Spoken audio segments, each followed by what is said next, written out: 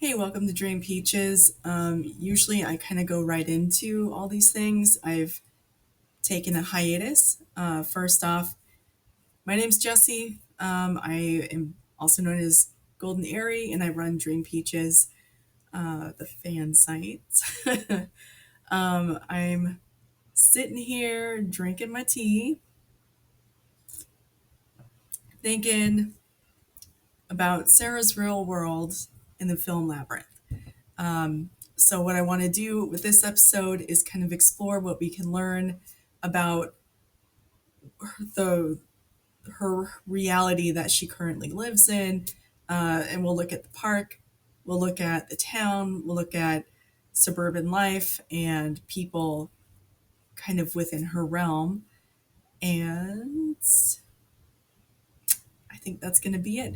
I would like to invite everyone to go to dreampeaches.net, which is the website, and you can join the forum for free if you want to talk to me. Right now, it's pretty much me talking to myself. No shame in that, I guess. Let's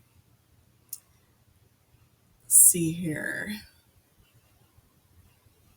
Quick update. I will be doing the next. Okay, so the next episode's going to be on the gates and the stone maze for Labyrinth. After that, we're going to do a thing on Jareth. And then after that, I decided to do uh, books for Labyrinth fans. So I would really like to have some input from people. Um, I don't even know what my viewership is for this. It could just be me talking to the ether.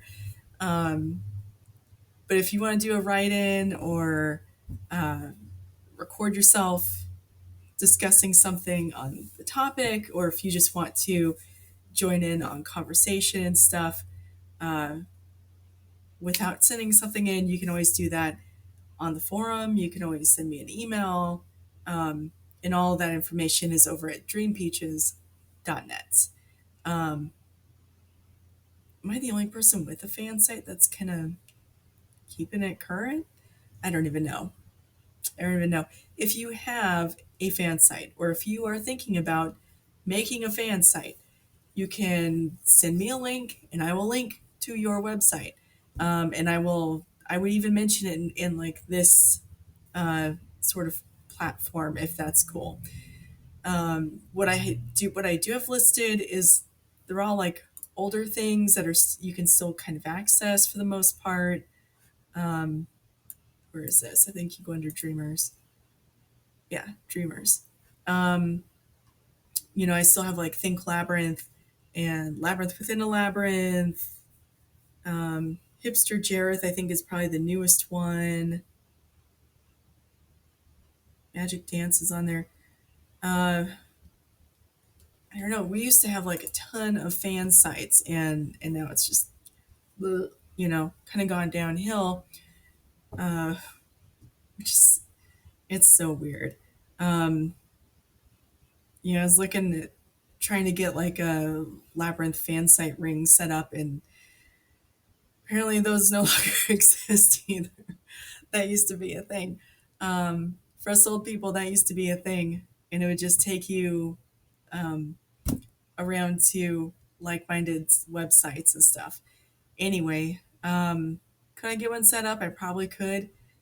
Require a different type of website than going through Wix, I think, because you have to have FTP access, and Wix doesn't really give you that. Anyway, if you don't know what I'm talking about, no problem. Let's get to Sarah's real world.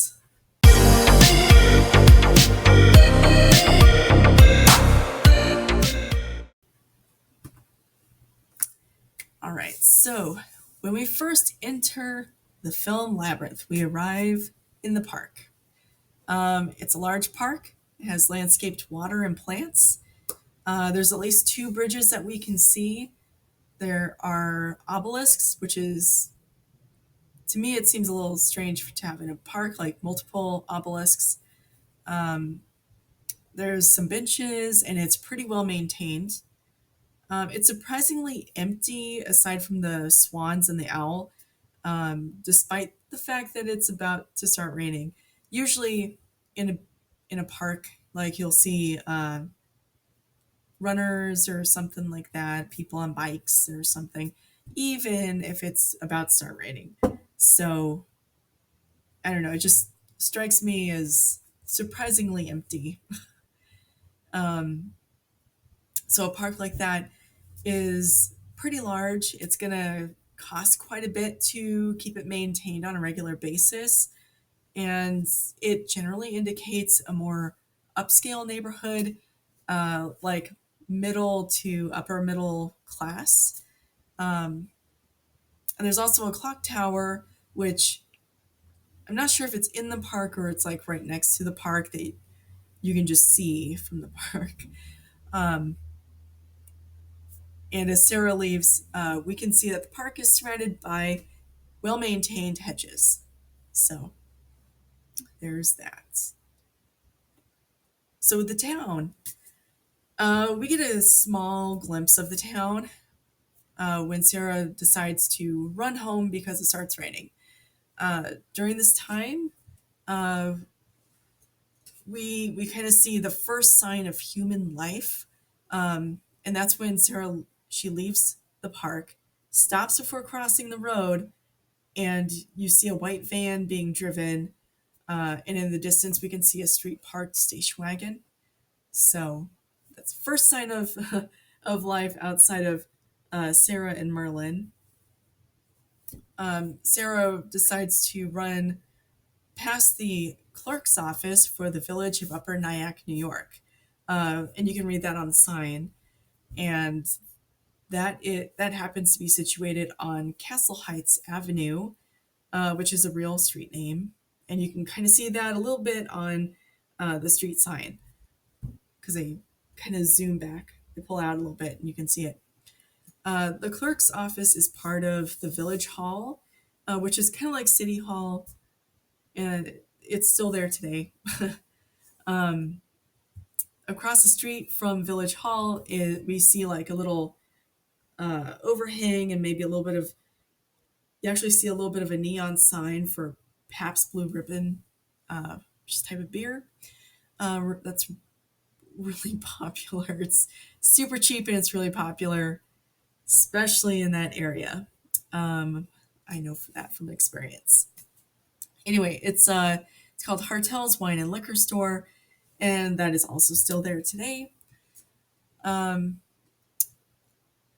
I thought it was really cool that if you look at Google Maps, Upper Nyack, New York is directly across the Hudson from Sleepy Hollow, New York. Um, there's just a bridge that kind of connects them.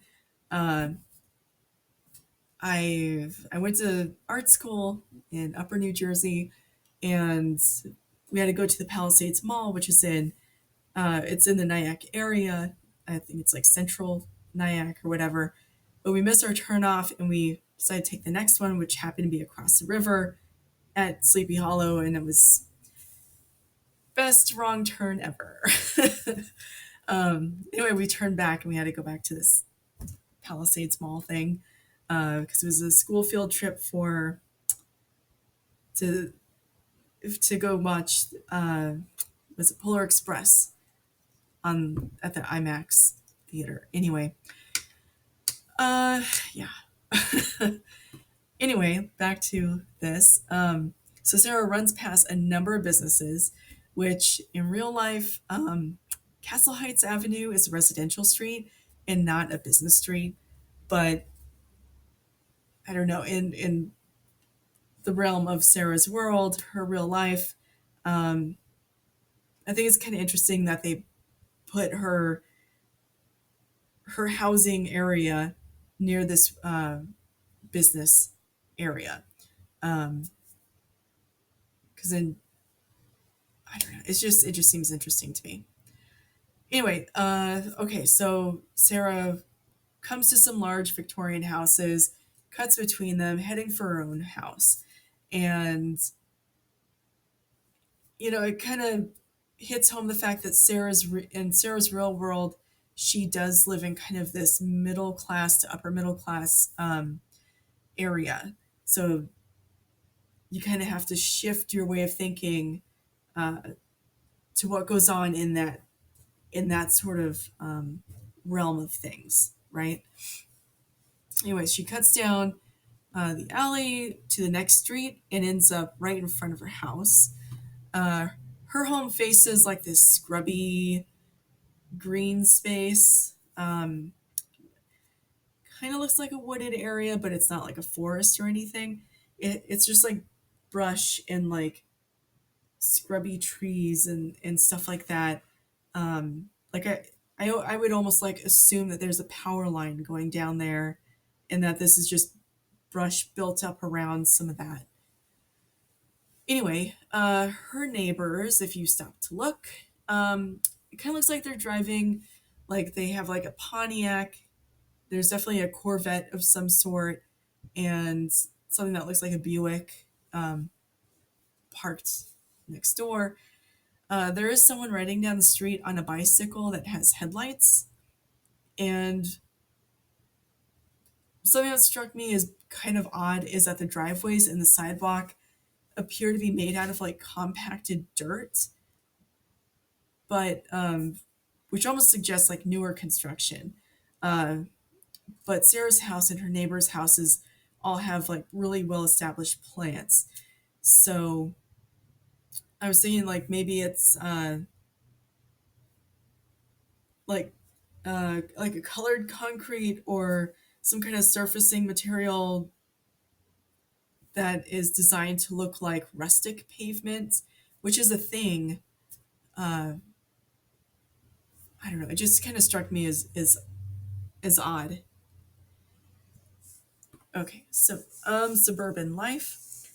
Sarah lives in a neighborhood that's near the park and near what looks like an area of commerce, perhaps near the local downtown area. Since she is roughly working age at this point, she could probably easily like walk to a local job or something if she wanted to get a job, like a coffee shop kind of part-time job or something. The inside of their house is pretty clean, pretty well kept. It's just really dated with wallpaper and with that awful like what I don't even know the style. I don't know what to call the style. That chandelier. um, if you watch that scene, I'll put a picture here and point it out. It's it has like almost like opaquish glass, and I've always associated that style with like pool tables and old bars. It's whatever that style is, like it just seemed like it was all over the place in the 80s. All right, so you can look at the size of the houses and the vehicles that are outside. You kind of understand that Sarah lives in a pretty nice neighborhood. Um, in Sarah's room, which I don't want to get too much into her room, that could be its own episode. Um, but it is really cluttered, and I kind of wonder how much of that clutter is forced upon her. Uh, by that, like, I mean, sometimes you want to like make changes. You're at a transitional point. There's changes. You want to get rid of things. You want to declutter. Um, just kind of start fresh with stuff, and then you get people like as a teenager, you might have uh, parents saying that something is sentimental, or they might get angry if you try to get rid of things. Um, in this case, Sarah might be holding on to additional clutter that was there when her biological mother lived there or something like stuff left over before her dad married Karen, that sort of thing. Um, so okay, so all I really think of when I see her room is that she'd feel a lot better and have less anxiety if she cleaned her room a bit and minimalized. Um, there's like a furniture ad that I've seen over the years, and it said that uh, clutter causes anxiety, and I don't know, it's pretty true. Okay, uh, all right. It's about to. We're getting close to the snow happening soon, and I can feel it in my nose. Okay, so let's talk about people within the household. Um, I want to give a quick shout out to Merlin. Merlin is like the best behaved dog, and he's really well trained. Um, he patiently hangs out with Sarah. Uh, he follows her every word. He doesn't need a leash. He doesn't stop to smell or bark at things. Um, he knows the command go into the garage, which is that's kind of a weird command, but okay. And so that kind of makes me think, uh, my writer brain thinks, do they have a dog door that goes right into the garage from the front of the house that is not fenced in? Isn't that dangerous to the dog? Uh, couldn't that allow like a burglar to enter the house or something? Whatever. Okay. um, maybe we'll see that in a future fanfic or something. Anyway, I want to give Merlin his dues because he's a really well trained dog, and he is often overlooked. So the dad um, is played by Christopher Malcolm, and in the novel, his name is Robert. In the film, he's not named, and he has a. I mean, this is a real small role for him, and I wouldn't really focus too much on him, but if you're unaware, Christopher Malcolm played uh, Zev, who was in the rebellion in the film Empire Strikes Back. And he was also a character named Kirk in the film Highlander. Uh, and Kirk was this Marine with like PTSD who kind of followed the Kurgan into an alley and shot at him a couple times. And of course, the Kurgan is a Highlander and cannot die by bullets. So he gets like speared with was it a metal rod or was it a sword? Maybe it's both. I don't know. He gets like stuff jabbed through him. Uh, so anyway,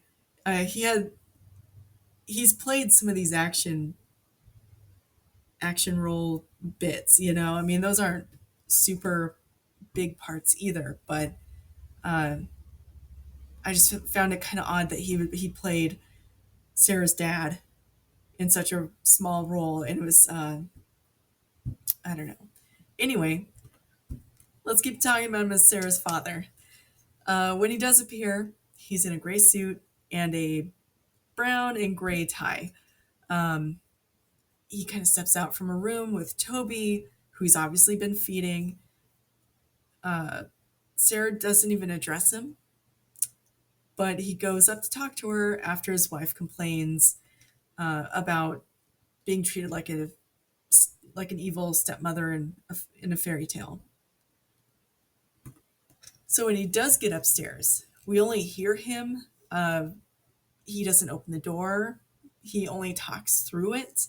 From the tone of his voice, the skirmish that's going on between Sarah and her stepmom, it has become like commonplace. It's normal. Um, he probably just chalks it up to teenage angst behavior kind of mentality. Um, he gives her some information about having put Toby down.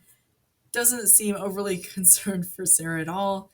There's no terms of endearment, no question of concern. Uh, if this is all just normal, then he's probably just kind of ignoring,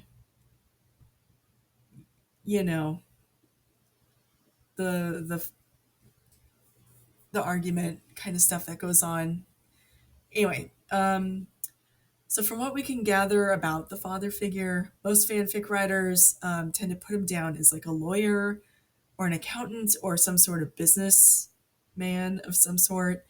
And if that's true, then he probably has some sort of disconnect from his family, even if it's only to a small degree.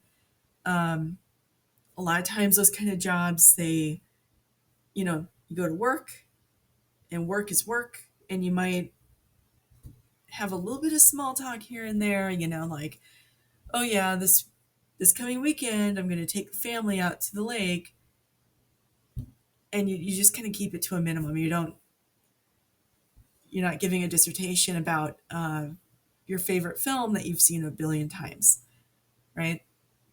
Anyway, and that it's going to reflect the same back home. Like you're not going to talk about work a whole bunch.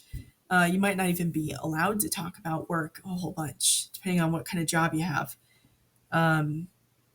So that might be one reason why he's putting in that extra effort to go out regularly with his wife, just to form that stronger connection. Maybe that's one reason why Linda Williams is. I don't know if it was his first wife or if it's just Sarah's biological mom, because that's not really established. But maybe that's what drove them apart, right? Okay, so the stepmom, whether you call her Karen or Irene, uh, one is a name from the novel, and one is just a common name that people have referred to her as over the years, because she's not named in the film. But she is the first person that Sarah interacts with. Okay. When we see Karen, I'm going to call her Karen. When we see Karen the first time, she's wearing a white pencil skirt. She has pink blouse on. Kind of looks like something from this old brand called Lady Manhattan. Maybe I can find a picture and put it right there. All right. She's also wearing a pink belt. She has a trench coat kind of draped over her arm, and she is ready to go out, right? She has like her necklace on and stuff. Anyway, so she's a little pissed that Sarah's getting home late. And in all honesty, at 7 p.m., especially in the 80s, most parents want to know where their teens are. Like, are they at home? Are they at a friend's house? Are they at the mall? Because in the 80s, there was a whole bunch of serial killers, and they got a lot of publicity nationwide. And there was a lot of people, even people born in the early 80s or late 70s or whatever, who had like fallout because of all that, where parents were overly cautious and they just wanted to know where people were. Anyway, we can talk true crime if you go to dreampeaches.net and sign into the forum. That would probably go under general discussion. Okay, so Sarah is pretty indignant to the stepmother. She says, you go out every single weekend, and that they don't even ask her anymore if she wants to babysit. So it could be a case of the parents pawning the baby on teenage daughter so they can go do something together. But it's also like I kind of get it. Like sometimes, yeah, it's hard to draw lines with family. In the summer, I'm a single dog parent, right? So in the summer, my sister and her husband like to go on weekend trips and stuff, and I often get to watch her three dogs, whether I'm asked or not. And it's just here are the dogs. We'll we'll be back on Sunday. I I honestly don't mind that much, but sometimes it would be nice to be asked. You know, that's just how it is. All right, so I want to get into a little bit of Karen's style because I did some digging around, and she kind of looks like she shops at some of the big catalog stores. Big catalog stores um, would be J.C. Penney's, Sears, Montgomery Ward. I think I'm forgetting something, but when I say big catalog, uh, we're talking like a good at least an inch, maybe an inch and a half thick catalog. And it used to be that you would get these twice a year usually, and you would keep it, and that was like your big catalog. And yeah, we're gonna get into it. All right, so I had to take a little break there and get my dogs fed. So okay, so we were talking about these old catalogs. So I have this photo that I snagged from the internet, and it's of an old 1985 Sears catalog, and it's kind of like bent so you can see um, the spine. I'll put that like right here. Okay, so as you can see, like it's a pretty thick catalog, and that's why you would hang on to it for so long because you could get anything and everything from that particular catalog. Um, and it's a pretty good reflection of shopping in America at that point because yeah, you could go to a mall if you had a mall near you. Um, some of us were limited with all that. Um, and I guess there were some boutique stores and stuff. Um, but the majority of shopping kind of happened with like these big thick catalogs. That's why you'd hang on to them for until the next one showed up.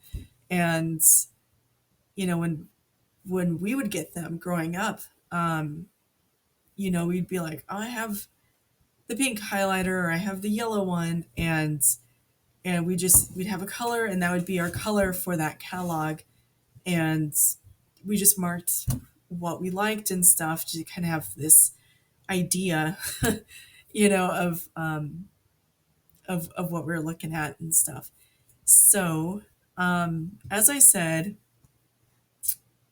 there's some stuff that I noticed um, that kind of came directly out of these catalogs.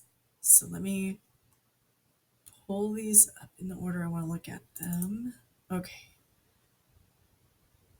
Yep, so I can reference as I'm talking. Okay, so there's a model slash designer named Cheryl Teagues. And my first thought when I saw what Karen was wearing was, hey, I've seen something like that before. And so I decided to look at some of these old catalogs to see if I could find it. Um, so I have a photo here of the 1984 Sears Christmas catalog, um, and this is Cheryl Teague's design. And as you see, it has like the balloon sleeves or whatever you want to call those, balloon half sleeves or something. It just happens to be in a weird plaid kind of color. Um, I also want to show you this one. This is from the J.C. Penney's 1984 Christmas catalog.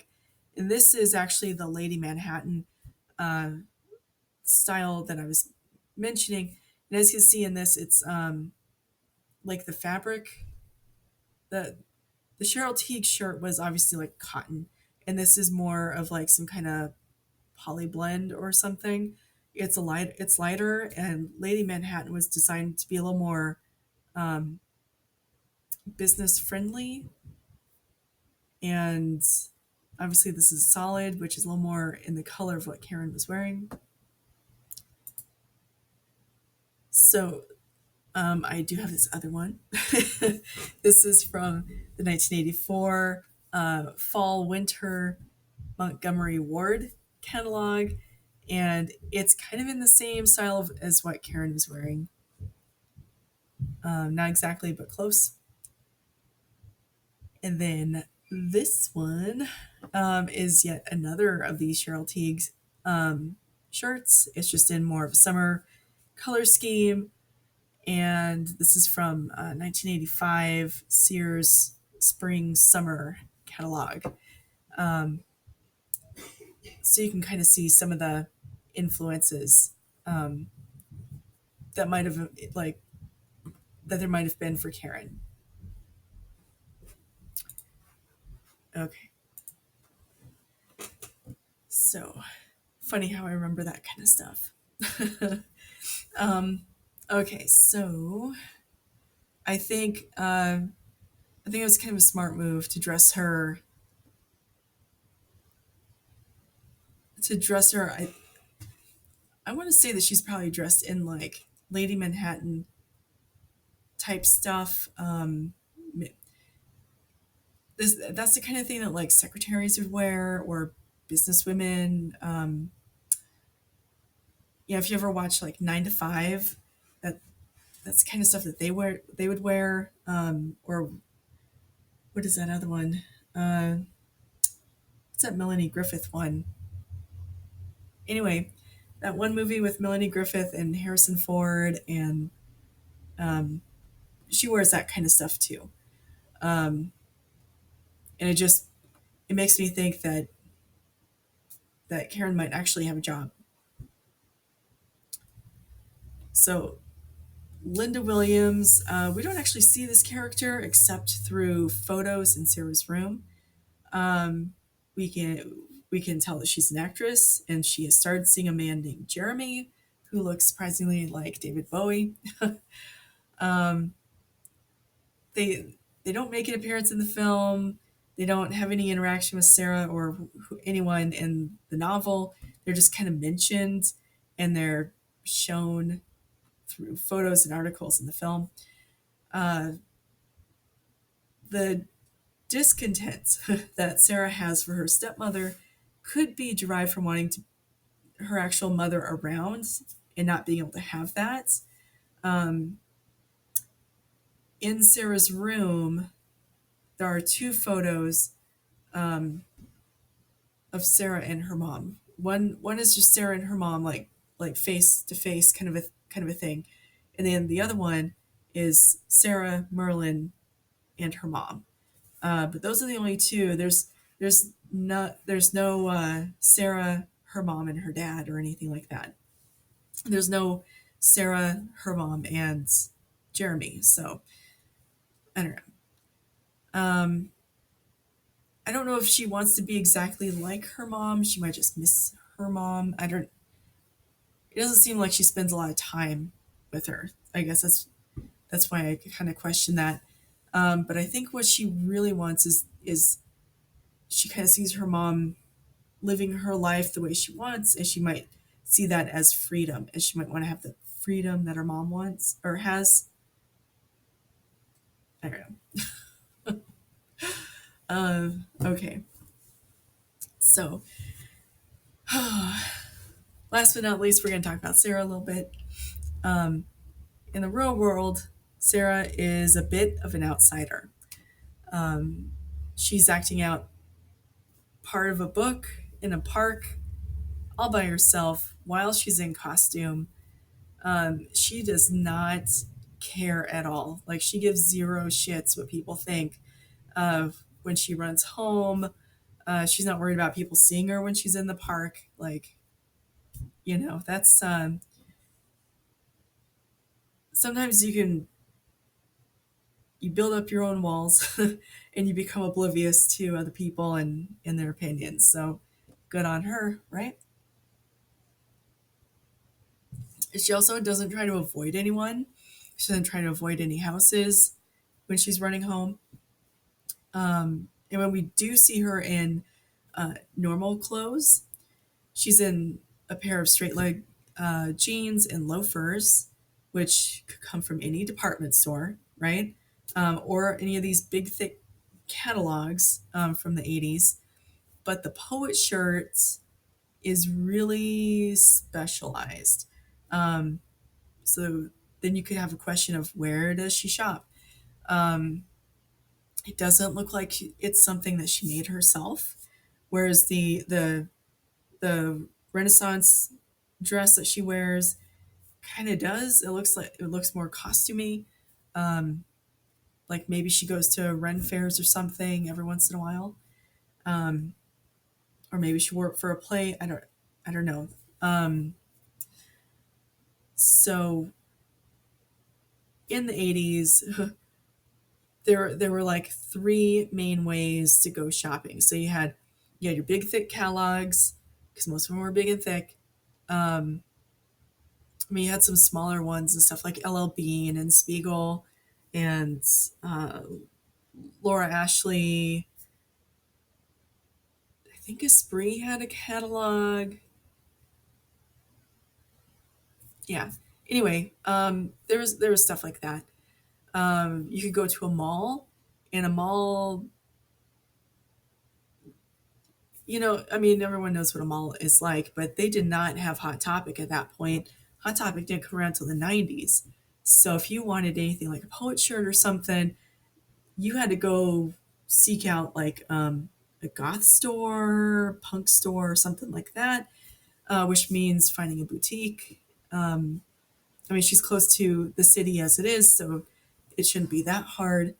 Um, and yeah, poet shirts were not something that was typically found in any of those catalogs.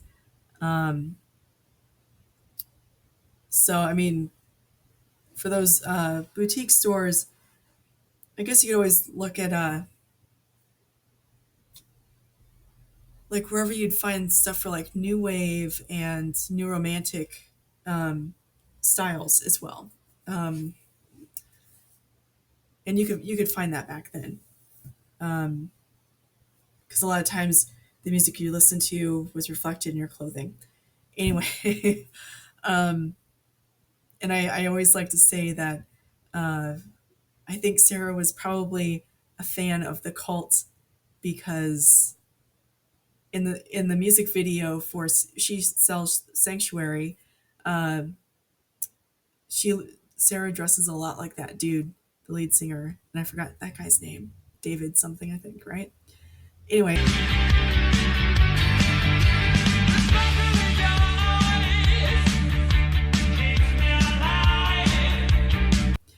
anyway, since Karen is a little more fashion oriented, Sarah's personal style is another thing to create distance between her parents and herself. Um, it might be a thing where if there's a dinner with like a business partner and they're like, hey, bring all the family, uh, they might have to tell Sarah not to wear certain things or, just dress normal or something like that. It's just another disconnect. Anyway, um, so I think that's gonna be it for Sarah's Real World. I hope I hope that was enough. Um, enough insight from me, anyway. The next episode is going to be on gates and the stone maze portion of Labyrinth. If you have any thoughts on that, um, you can email me your audio or video or,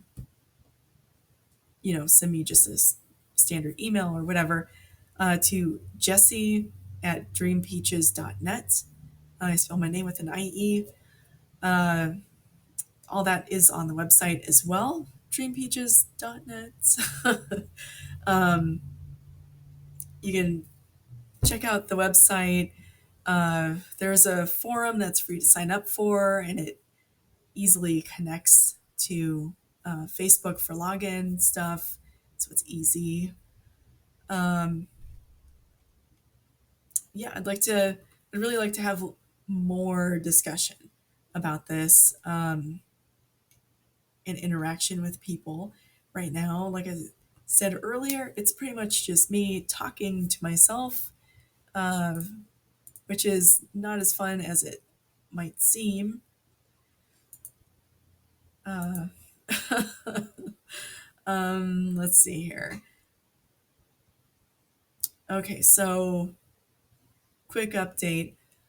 My uh, hiatus between this episode and the previous episode, um, I was on a mission to get a master's degree, and so I have that now. I had a master's, I finished up my master's degree in July, and then I just had my first bodybuilding competition. Um, and so, well, I took first place, did not qualify for pro, but I took first place in figure masters, which is 40 plus, which makes me sound really old. I'm not, but at least I don't feel old. Anyway, I really hope you enjoy this and hope you check out the website Dream Peaches. It's one of the only um, active Labyrinth fan sites that's out there. Uh, not the only, just one of the only. Okay, uh, so don't hate on me for that. I think that's going to be it. Next time, the Gates and Stone Maze. Rewatch Labyrinth. Check it out. Maybe have some thoughts and ideas. Um, it's not as dead of a landscape as you might think. So, all right. I will talk to you guys later.